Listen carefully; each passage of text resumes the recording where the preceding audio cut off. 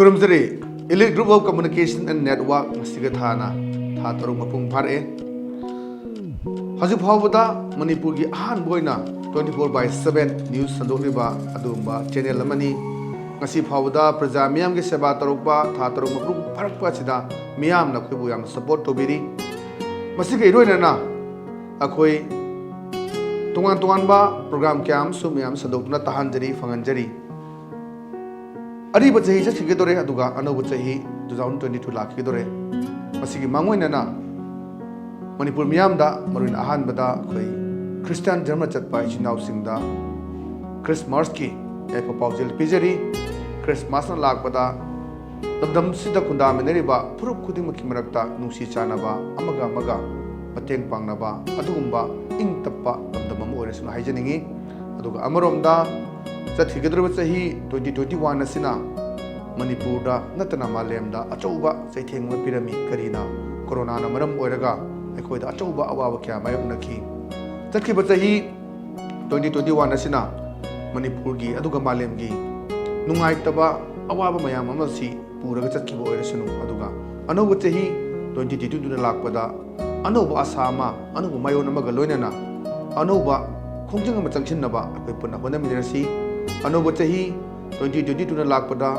ELITETV na su mayamda anoba program kya fanganaba thorang tawjari anoba tahi lakbubu taramna okchabagalonena epamogol bijari wish you a happy new year English ngani kunithoi asina lakpada ELITETV gi mai kaidagi yaifamangon pijari asige iroina na lamdam asida nongma kangdana tholakliba thawdo wathok sing asi ELITETV na leptana sandopong namjage haidana miyamgi mafamdagi thongnijari Ariba Chahi 2021 Loikiba Madi Anoba Chahi 2022 Lakpada Malemasida Sandorokliba Tamtiraba Lightchat COVID-19 as Sumaru Pangamut Oil Hanana ELITETV Executive Bitaram Oina Miamda Yaifa Pausul Pijari Punamangna Nusibiba Mati Miamna Pambibugi Matungina Akoi Zik Peti Ki Hena Miamna subscribe to Bire Masikito to Manipur Liberiba Mipum Kutumapu Kagachaba Pondok Sari Christmas haiba kumai ama chowa koi silnao sangi chingmi silnao sangi acho kumai masu lejari miyam da koi ELITETV gi market gi ya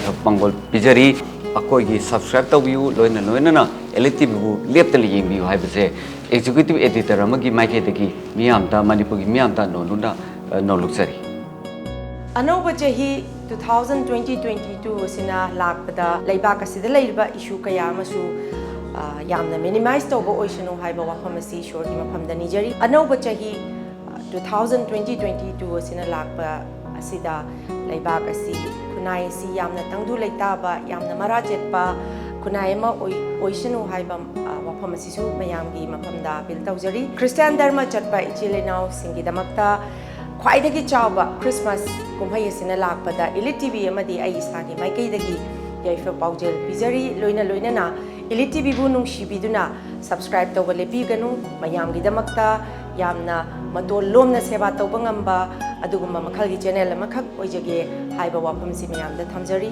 anoba chahi sina lakpada wishing you all a very happy new year Ariba chahi English ngani kungama thoida COVID lightchat amadi tongan ba thodok kayana miyoibagi mamal yamnaba punsi kya longki COVID ki lightchat lengang na piriba chana kanglon sing aikoi khudingmakna ngakna kaudana chatpiyo haina ELITETV gi maikaidagi nolukchari amadi Christmas amasung lakadoriba anoba sahina lakpada lamdam asida afaba nungaiba tangdu leitaba iramdam ama oiminarasi haina yaifa paujel pizari Mayam Bukram Jari, ELITETV gi maikaidagi mayam pumnamaki mafamda wish you a Merry Christmas and Happy New Year. Anoba chahina lakpada lamdamasta punna khundaduna laiminariba aikhoisi amaga yengsinaba mihat mipun masige wakhalse lakna thambikhraga aikoi punna punsinduna kangleipa asibu amuktangdi chawkhatpa hena ingna chikna leiba kangleipa amoi halase haiduna mayam ye mafamda wish tawjari. May this wonderful time of Christmas and New Year fill your lives with happiness and wealth. Wishing you a Merry Christmas and a very Happy New Year. COVID lightchat miyamna laithokpa tumlo akhoi pumnamakna chekshina leiminasi. Bye bye New Year na lakpada hena chekshina ba haijari. Merry Christmas and Happy New Year. Christian lining chatpasingi achoba kumhai ama oriba Christmas amadi anauba chahi lising ani kunithoina lakpada tongan ba furup sing nungsi chana ba amadi tangdu leita ba samaj ama purakpo oresanu haina ELITETV gi maikidigi yafa pausel pizari. Merry Christmas and Happy New Year. May your Christmas be filled with love, peace, joy and happiness, and the New Year with hopes, dreams and good health. This new year, reclaim your power to be your best self, read more books, get inspired and pursue your dreams. Make it happen, make it right this time. This is your year, this is your sign.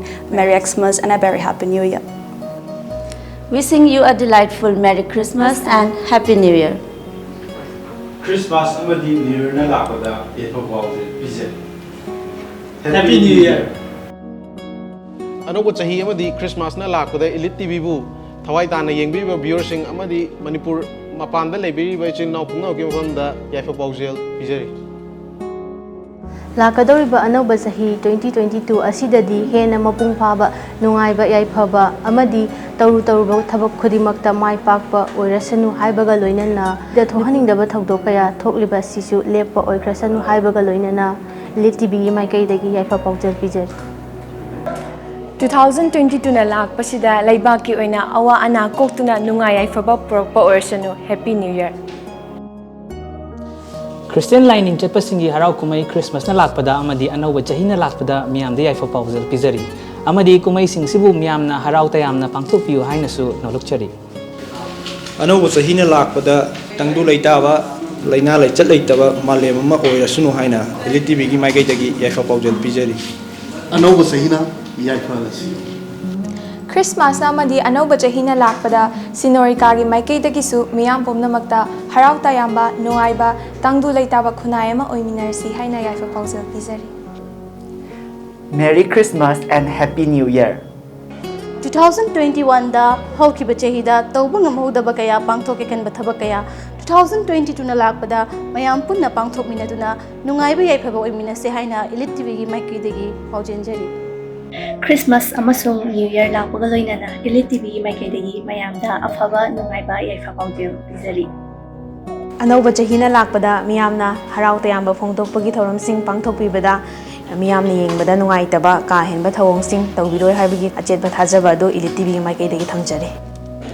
Matam haiba mahak asi hokhiba khangaude ekhoina hojik leiribasi ari anugi langdaidani ariba sahina satkhiba asida malem asiki khwaidagi sauraba covid amadi awa ana punamak satkhiba amadi mangkhiba oirasanu lakadauriba anauba sahi asidadi singmita mi ekhoi khudimak awa ana yaudana nungsi chanana hingminaba lamdam ama oirasanu haina ELITETV gi maikaidagi yaifa paujel pizari. Matam haiba mahak asina leiriba makai ELITETV na miyamgi seba tawba ngamba oizage haina miyamdagi thaunijari.